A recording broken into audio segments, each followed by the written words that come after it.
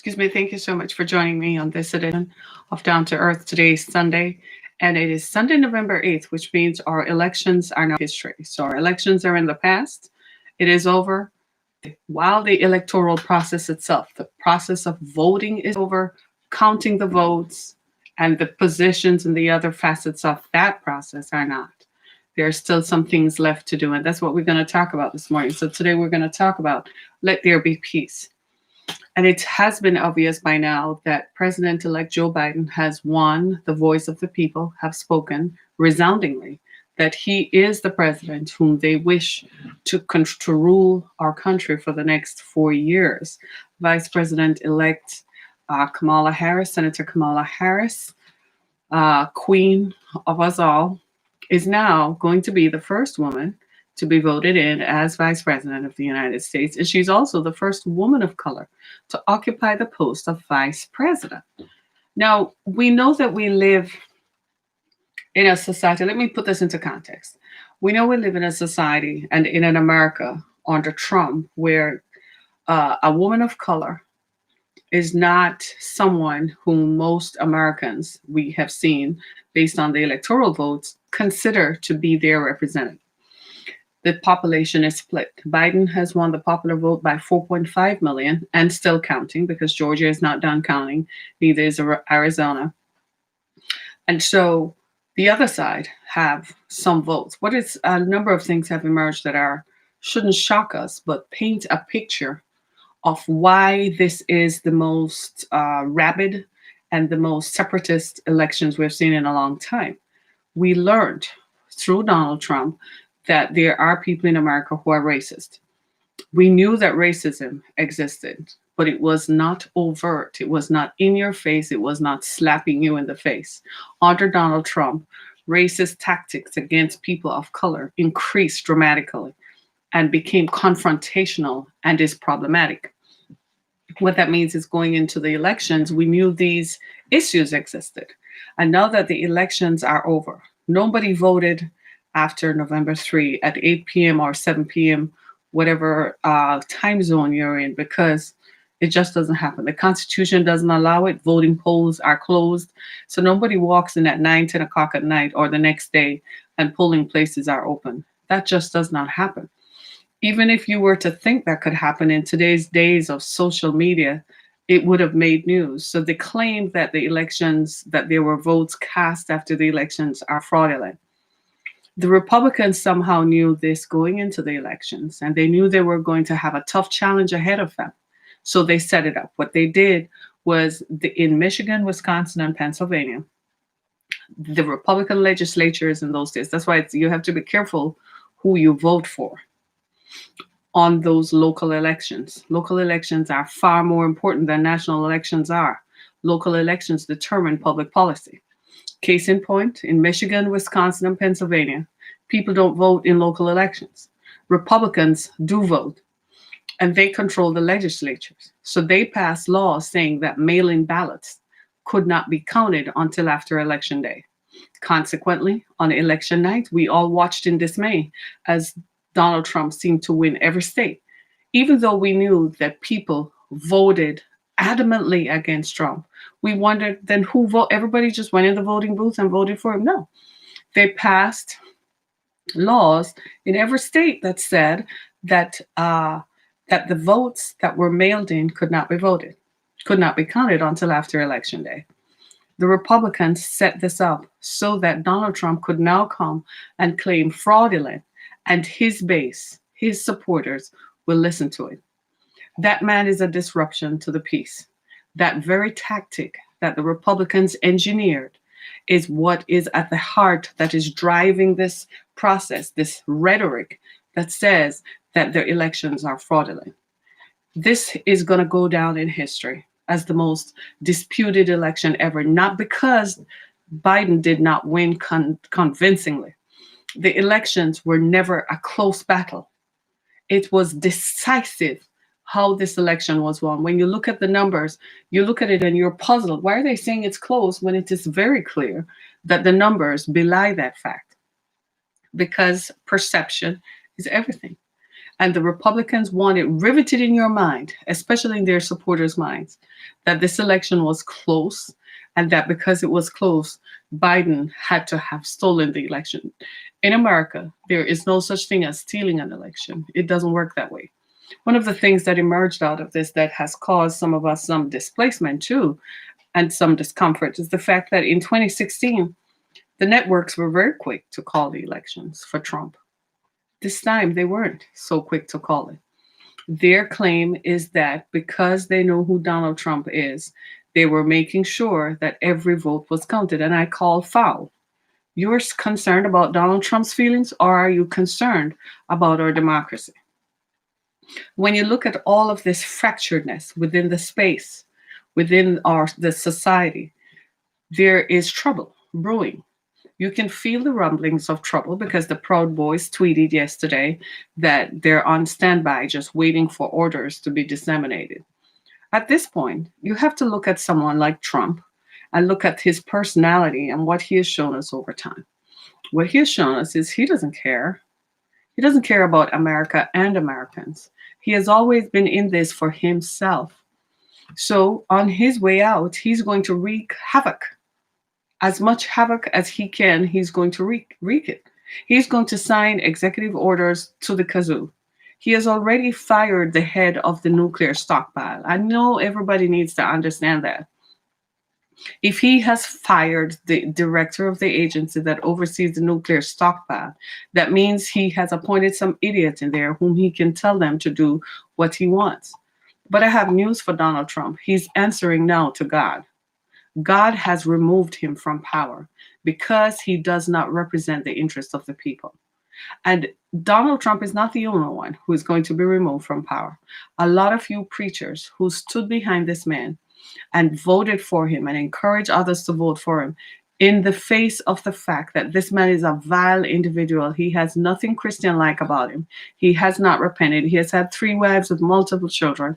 He has had more women coming out of the kazoo, 19 women and counting, claiming to have sexually assaulted them.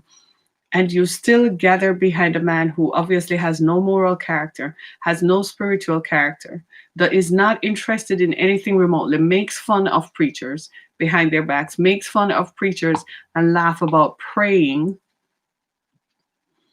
and you support this man.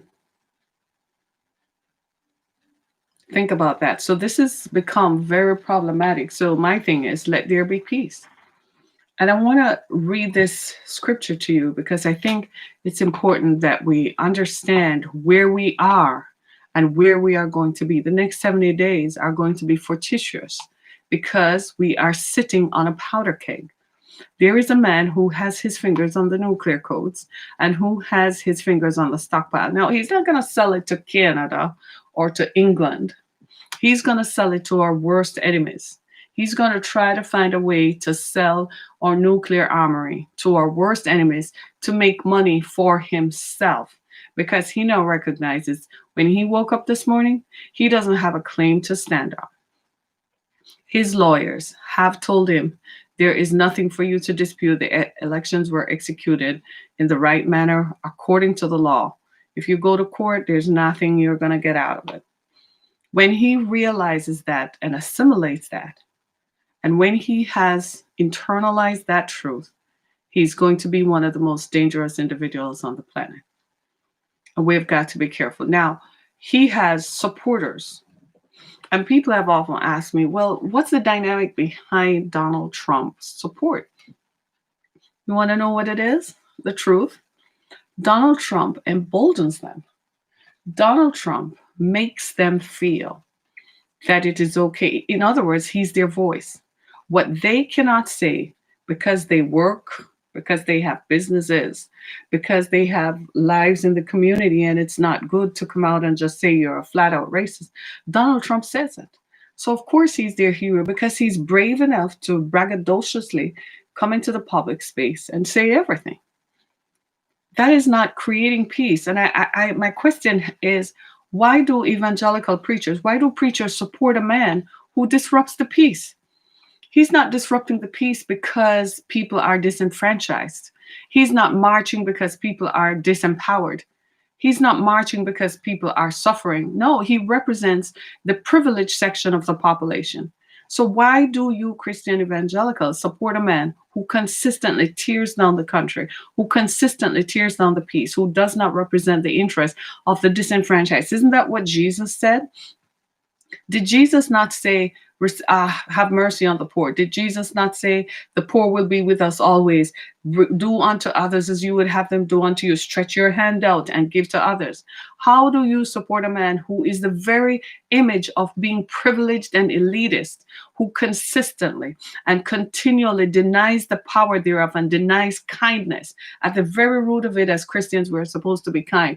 But you preachers support a man who is not kind, who does not support being kind, who lies through his teeth on a regular basis. The Washington Post published an article recently in which they've cataloged over 300,000 lies. How can you lie over 300,000 times? You have no character. But Christian evangelicals continue to support. Then I say unto you that God is going to take your power away. Every one of you, your churches are going to be empty. Your sanctuaries are going to be empty. Your altars are going to be empty. And God is God. And beside him, there is no other. Whether you like it or not, since that is what it comes down to. He gave you free will. He gave you the power. He gave you a platform. He said, now go preach the word of God. Tell the people how I love them. Tell the people what my judgments are. Tell the people how much I love them. I've given them free will, but we need to be kind to one another. You support a man who wants to take away everybody's rights. We have to respect people and accept people as they are. If we're going to accept people as they are, we have to recognize that God and accept that God created everybody.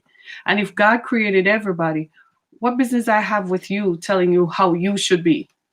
I can't tell you how you should be. That's between you and God. God gave you free will in the same breath that he gave me free will. So I can't tell you how to be, that you shouldn't be a man, you shouldn't be a woman, that you shouldn't walk around and you shouldn't do. No. I can offer it as a guideline, but at the end of it all, what does Jesus say? Love one another. Instead, you support a man who does not believe in peace. He wants to start wars. He started so many trade wars that now America's farmers are bankrupt. Yeah, you bailed them out, but they still lost their farms because the bank still came and foreclosed on their property that they've had for generations. And he convinced you that the reason that that happened are because of people like me. Immigrants are taking away your jobs. People of color are taking away your jobs. And you know it's not true because you control who gets hired. So if your parents and your white friends control who gets hired, you already know you're not going to hire people like me. You see how this man set it up so that there is no peace? And he's backed up by people like Mitch McConnell. As racist as they come. And you say Mitch McConnell isn't racist because his wife is Chinese. Mitch McConnell is as racist as they come. He is intent on destroying America so he can have power because they do not like people of color. Mitch McConnell said his goal was to make Barack Obama a one-term president. If his goal was to make Barack Obama, who in that context is a black man, a person of color, why are we going to believe that Mitch McConnell likes us? They went on a summer hiatus without passing a second stimulus package, even though people were about to lose their homes. 30 million people are homeless and jobless. And Donald Trump is riding around in SUVs in Washington, flying on Air Force One as if he owns this. As if this is his birthright. As if he's supposed to be president forever, totally ignorant of the established protocols that has legitimized him in America. He believes that he should do what he wants. And the people said, no way. And now, when the people voted for him, he accepted the will of the people. Now the people have voted him out. You have a problem with the will of the people. Let there be peace. And all you Christian evangelicals who are on Facebook, you're all in church this morning, saying, praying all kinds of prayers. None of them going to work. You're praying against the will of God. The will of God is not for us to be disrupted. It's not for us to have peace. The will of God is for all people. You're all about to suddenly find out that God does not sanction all the foolishness you white power enthusiasts have been doing for centuries. And you don't like it, so you're all going to turn against God now because God is not answering your prayers. He's not answering your prayers for white supremacy to continue. He did give you a free reign, though, I must admit, much to the chagrin of the rest of us, much to our dismay. God gave you free reign, and you used it and abused it for over 500 to 600 years. You robbed and pillaged the entire world, riding through the earth as if you owned the earth, robbing people, killing people, millions and millions and millions of people in different lands. You took all their wealth in the name of God, and God sat back and allowed it. So we all have issues with God, if I'm going to be honest. Like, how you gave them rain? Well, I have to assume that in the same way that he gave you rain for 500 years, he's about to give us the power and give us the rain, where we can at least have some decency to rule over people's lives. I read recently where this Trump administration returned some people to Cameroon and the Congo. They were refugees, political refugees, seeking refugees status in America and political asylum because the regime had killed all their family members. And in order for them to become to come to America, they had to what? Go tell on those people. Their lives are at stake. You know what the Trump administration did? While we were sleeping and caught up in elections, they took the people back. They had them in a jail, in a detention center in Mississippi. They beat them, forced them to use their thumbprints on documents that they took to immigration judges to say that they agreed to being deported. Then they were put on a plane that flew to Austin, Texas. Then from Austin, Texas, they flew them back to Cameroon and to the Congo, dropped them off at the airport.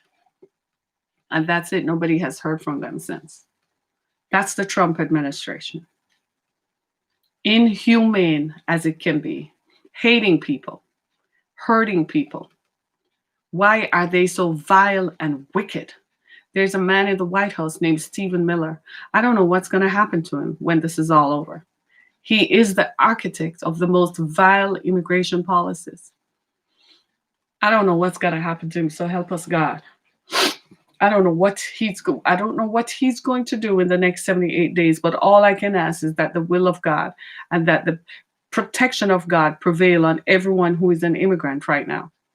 Because that man is as wicked and as vile as they come. He's the architect. He and Jeff Sessions are the architects of people, of children being separated from their parents. And Kirstjen Nielsen, don't get the white woman out of it. She was in the room. She did not stand up for it.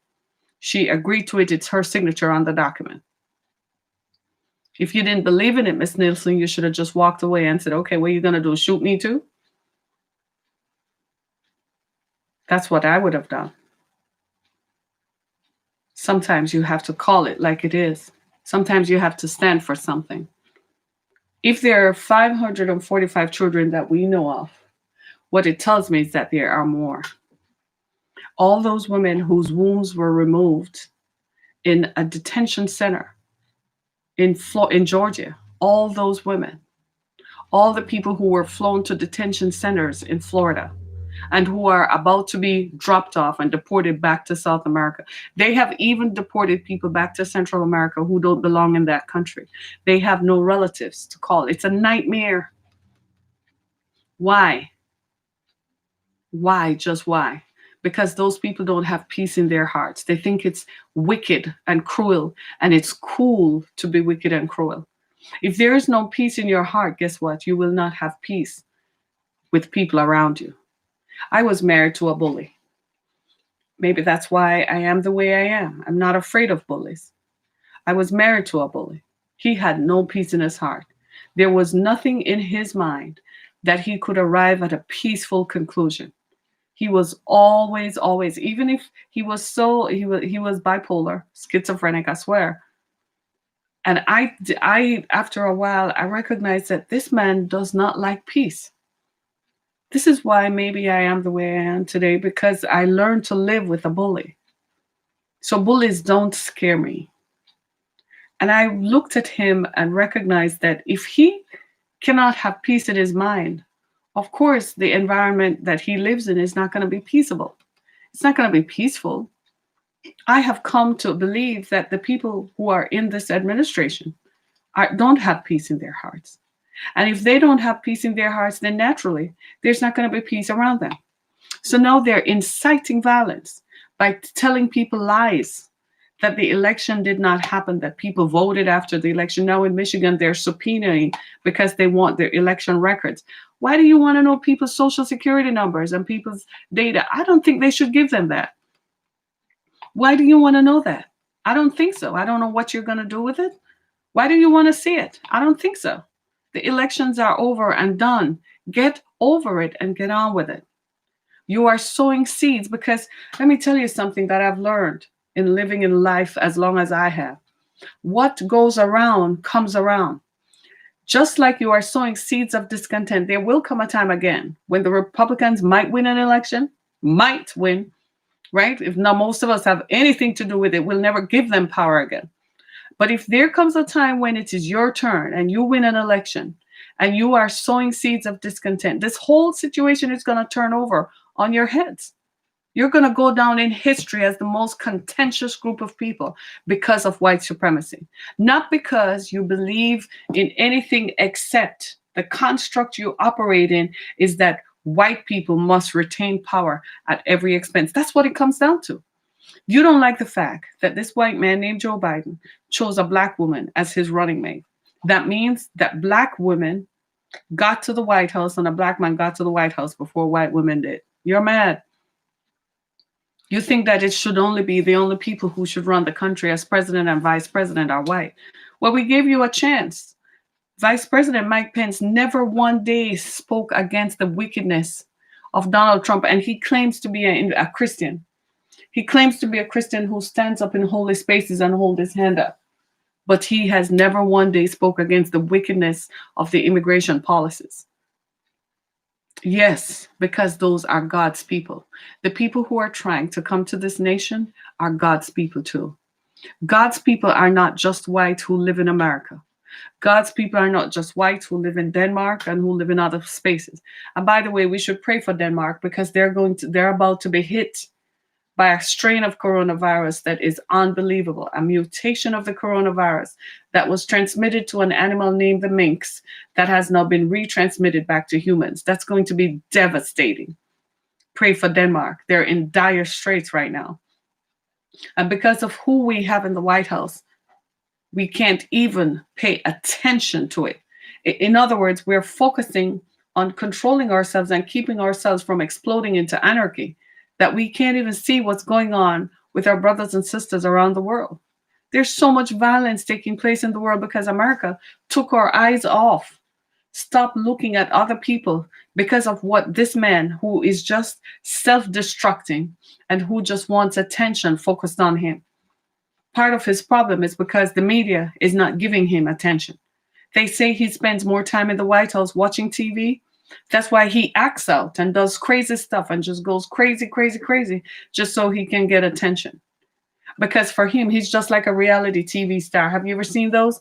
The real, what are they? The Real Housewives of every damn city and town in America. They flip tables, they act out, they claim they have multiple men, having sex with multiple partners all at the same time, having multiple babies, anything just to get attention. They have the most extreme forms of body reconstruction. Nothing wrong with reconstructing your body, because frankly, I'm telling you the truth, I'm getting to an age and stage in life where I probably will have to lift my eyes, lift my boobs, and lift everything else. Come on now. But it doesn't mean that it has to be so extreme. You have to be in the news all the time, because that's what drives ratings. That's what we had under Donald Trump. Driving ratings when you are the president, you kind of don't need ratings. My youngest daughter said yesterday that in former times, under other presidents, you don't even know there is a president. They stay out of the news. They're kind of just quietly running the country, and you are going about your lives. And you don't even realize that there's a man in the, you just take it for granted that he's there. Under this guy, it was his mission to make sure you never forget that he is the man in the White House, that he is in charge. He wasn't in charge of Jack. If he were in charge, let me not start. Let there be peace. I just want this nightmare to end so I can get some sleep and I will stop having headaches thinking about all the things that could go wrong. Maybe because I lived in a third world country, I don't want to ever wake up and find that I don't live in a country where peace reigns, where there is liberty and justice for all. I feared that under this administration, that we would wake up one day and we wouldn't have any rights. They would subrogate our rights. They would suspend our rights, and that they would do it under the guise of doing what they think is right for us. Let there be peace. So I'm appealing to Republicans. Many of you support me. Many of you watch this broadcast, and some of you listen to this. I am appealing to you to stop the rhetoric for the good of the country. Accept the votes. We accepted it in 2016. We didn't believe it because Hillary Clinton won the popular vote. And the media and the electoral processes and the electoral college gave Donald Trump the presidency. So he's the illegal president. But Joe Biden is asking us to back off, tone the rhetoric down, tone the temperature down, and get back to the business of just being American. That's what we are supposed to be in the first place. We're not supposed to be red and blue. We're supposed to be American in the first place. We have a problem on our hands. We have a coronavirus that looks like it's going to take out more of us by the end of the year. Are you not worried about that? Are you so worried and intent on keeping power that you have forgotten what it's really like? Have you forgotten what this is about? You're running around being irresponsible about wearing a mask. The rest of the world is wearing a mask, but you have made it a matter of political statement to not wear a mask. You believe in disenfranchising people because you're hanging on to white power. Even you, I don't know how you can claim to be a Black Republican because Herman Cain died from the coronavirus. Does that not bother you? Does that not bother you when the president continues to implement policies that are against Black Americans? Does that not bother you at all? You focus on the criminal reforms that Republicans, Black Republicans, like to say Trump did. He just finished a policy that Obama started, that Mitch McConnell blocked. Mitch McConnell blocked it so that when a Republican president came in, the Republican president could claim victory. Can you be so blind and not see what this is? Can you be so blind and not look at the coronavirus right now and see that that is the present and clear and imminent danger? And instead, you are focused on a rhetoric of a man who is going to disappear into the layers of wealth that he has surrounding him. You can never get to his position. You will not get to him. That is why he is the way he is, because he has always lived a life of wealth and privilege. He is the extreme. Yes, because the Bushes had wealth, but they had a consciousness that was defined by years of public service and being sensitive to what looks good in the public's eye.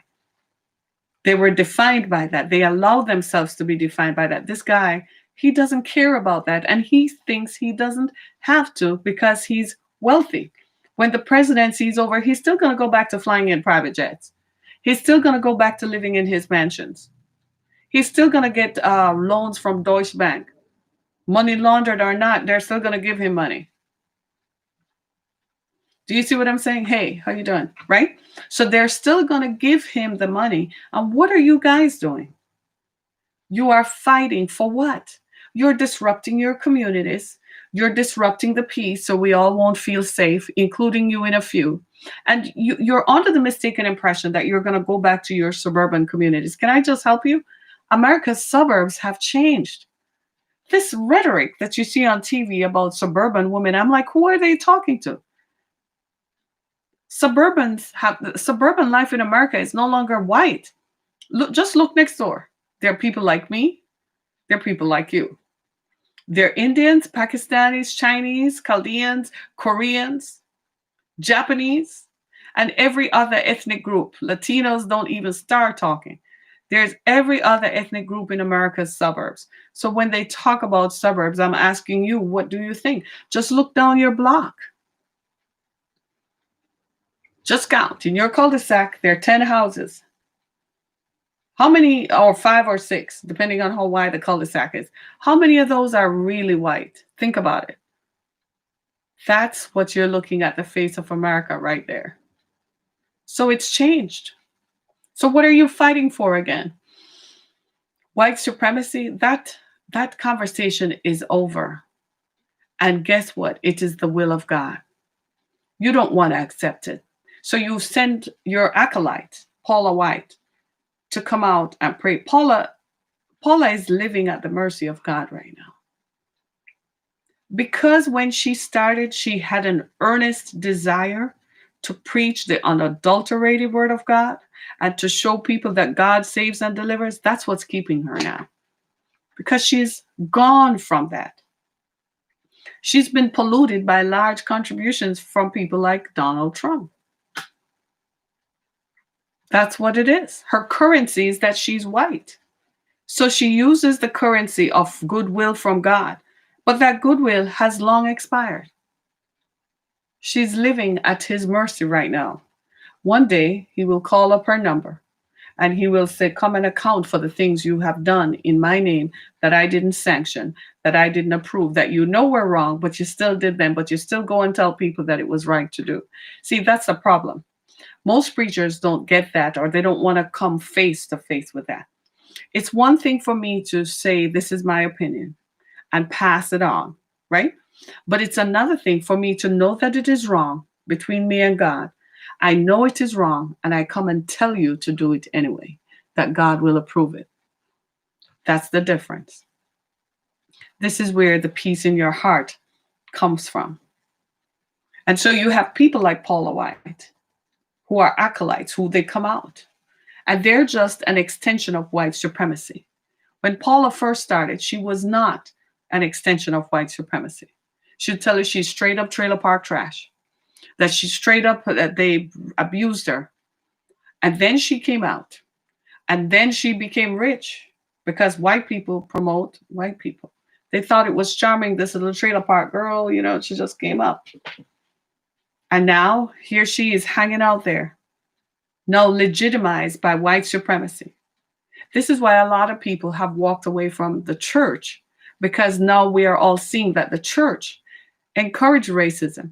The church was an active participant in slavery and the enslavement of people of color, not just in America, but throughout the world. And that the church continues to manipulate the facts and opinions of the Bible and spread it as if God is pure white, and God is only interested in you if you're white, and God is only going to defend you if you're white.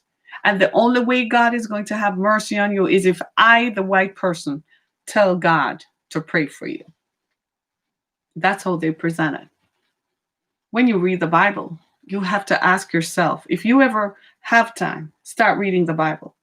I suggest you start reading in the book of John, then go to the book of Romans, and then let the word, let God that drive you after that.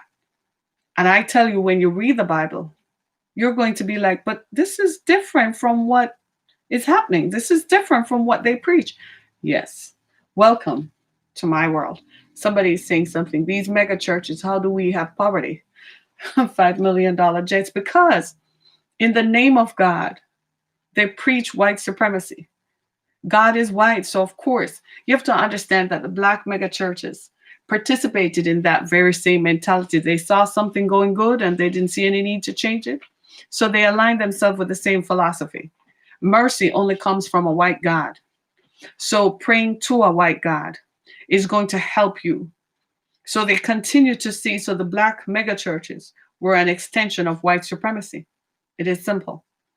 They preached the message that aligned with the message of white supremacy, that God is white. And if you pray to a white God, then that white God is going to save you. They never preached it within the context like somebody like Martin Luther King Jr. preached it, which is justice and liberty.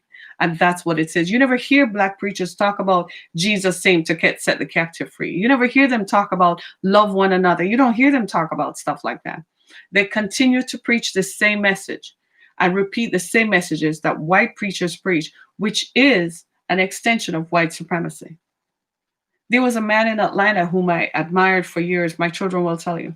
Every Saturday night, especially when I was on staff at a local church.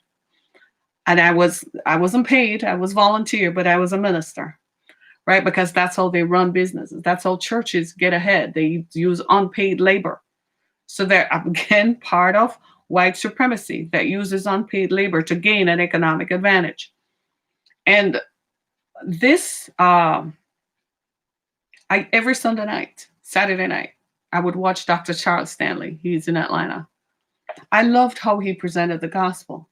He presented God as forgiving no matter how you feel, no matter what was going on in your mind or how you feel, how you translate it around you. He never preached it from the position of white supremacy and being white is superior and God is this existential, unreachable God, and you can only reach him because you're. He never preached it like that. And he didn't preach it from the ideology of, or the ideologue that I'm preaching this to make money. So give me money. No.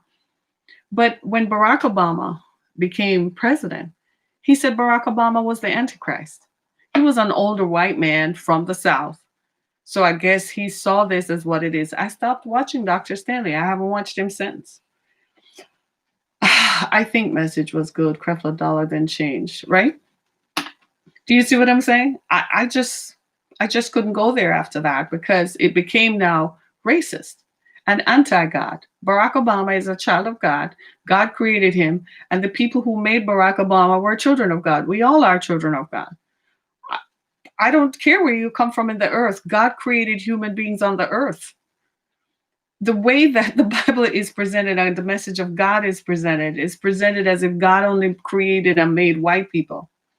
And I have some serious issues with that, to be honest with you, because that suggests that is racism and white supremacy. And this is why the whole kettle has come apart and the very foundings of it has come apart. Don't you see that even now the Catholic Church was preached against homosexuality, preached against it to the extent where they're perceived as being homophobic. At the same time that priests were having sex with children in the church, now the Catholic Church just suddenly comes out and says, you know what, we should recognize civil union marriages. They're trying to stay relevant. They're trying to become inclusive so that people of all faiths, people who have different leanings, will come in. But that was the design from the beginning. This is not new. That had always been the design. That has always been what this was about. I entreat you to start reading the book of John. This morning, I went to the scripture that came up in my mind was John 14:27. Let there be peace on earth. Let there be peace on earth. How can we have peace if we ourselves are not peace? If we're not at peace with the fact that people come from different parts of the world, that people look different, if we're not at peace with the fact that people have different sexual orientations, then how are we going to be at peace? And I encourage you to examine your heart and examine yourself. I have been put through the ringer and had to examine myself. I had to look at how do I feel and what makes me think the way I do about human sexuality. And I came to the position that that's how I've been socialized. Let me go back to the scriptures to find what God said about it. And when I found what Paul wrote about it, that it is an abomination to the Lord. But if you continue reading the rest of the text, God grants grace and mercy. And I said to myself, so who am I standing in the way of grace and mercy? Who am I to look at somebody else and condemn them to eternal death? Who am I to condemn anybody when I myself am in need of grace and mercy? Do you see what I'm saying? Oh, you have a question. Kamala. Okay, what's your question about her? What's the question about her? But do you see what I mean? It is interesting to see. And this, I feel, was always the plan. See, when the founding fathers started, maybe they didn't think America would have evolved to this melting pot that we are. That probably was not their goal or their plan. But it is what it is, right? We have come to that point where we must I don't know how someone could say Kamala is not black. How is she not black? Her father is from Jamaica. I'm from Jamaica. How? That's crazy. And it's not like I'm sending you to her Wikipedia page. I'm just saying examine the facts. Again, this is what we're talking about. Yeah? We're so caught up in what people look like frontally that we forget what is in the heart. Yeah? Do you see what I'm saying? We forget this is what this is all about. It's white supremacy. White supremacy that is saying, because you got to understand how white supremacy works. They set the system up so that American blacks born in America would not succeed and intimidate Black Americans to believe that they could never achieve the position of the White House, right? Okay. And they reinforce that ideology over time by disenfranchising Black people in America all the time, making sure that they continually intimidate them that I am white, I have the power. It's messaging that matters, right? Okay. So, of course, Kamala and people like her don't believe and buy into that ideology. So they continue to go as far as they want to go. They just keep toiling and pushing against all the barriers that exist.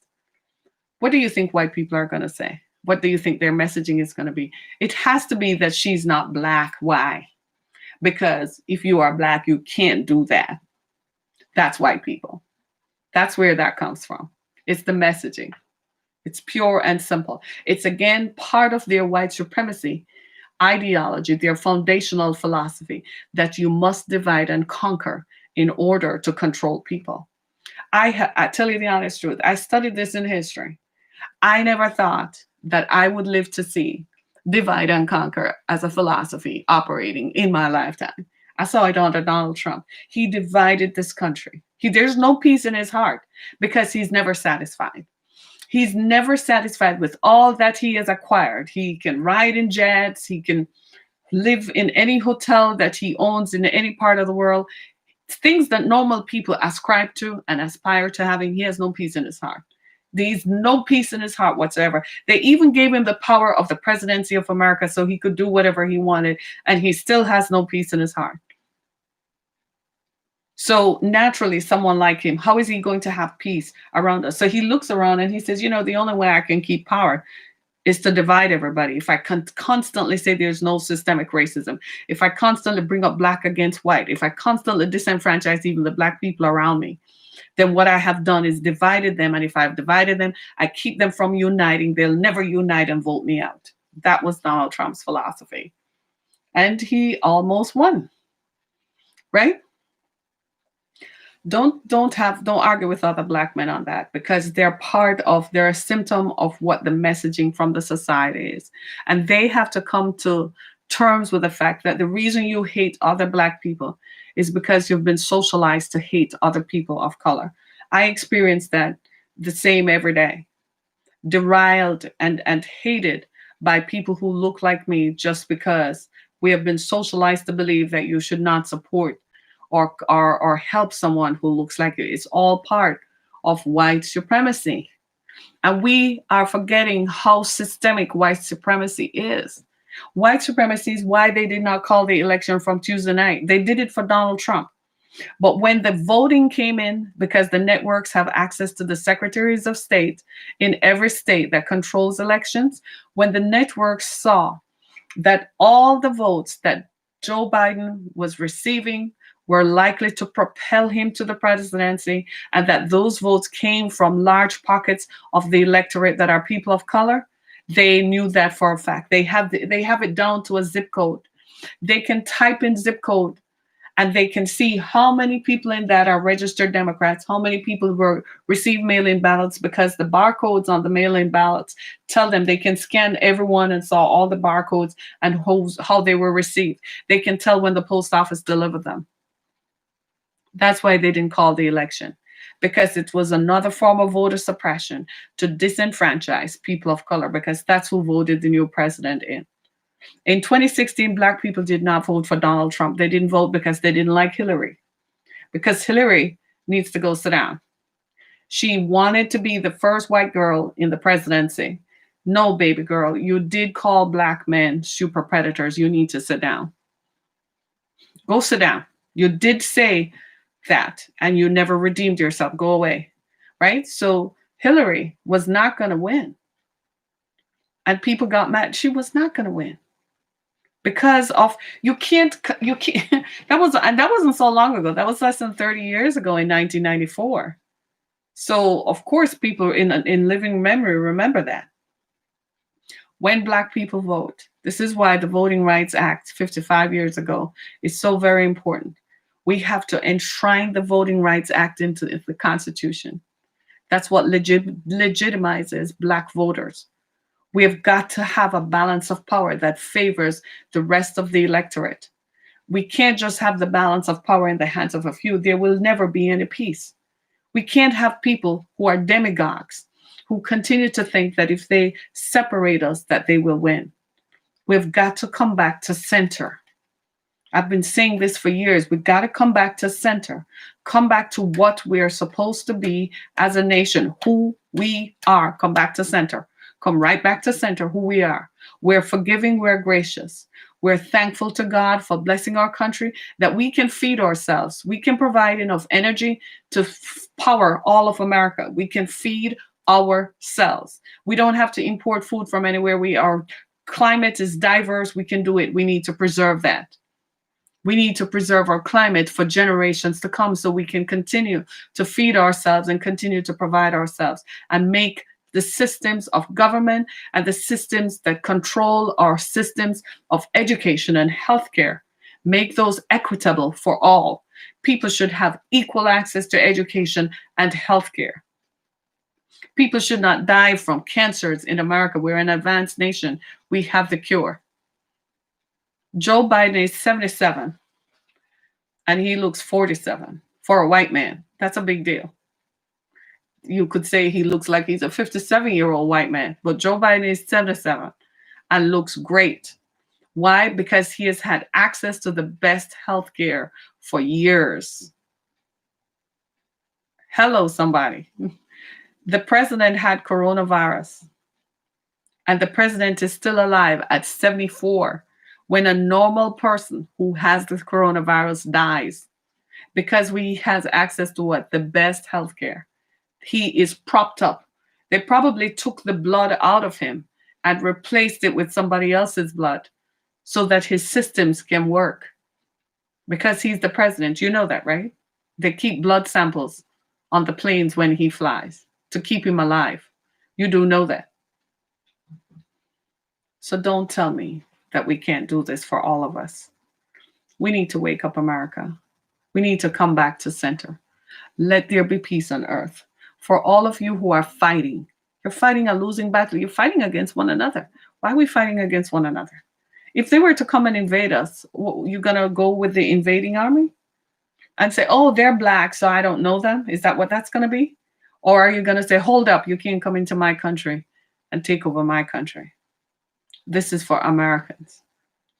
There was a man named George Bush. He was Republican. And I kid you not, after 9/11, he rallied the country together. He brought us all together to focus on one thing, the red, white, and blue. And we stood behind that. And we rebuilt our country better than it was before. This is our moment in time. The coronavirus has killed 230,000 of us. Those are friends and neighbors. They're somebody's bestie. They're somebody's most important person in the world. That was someone's whole world who died from the coronavirus. We can't let that happen. We got to come back to center.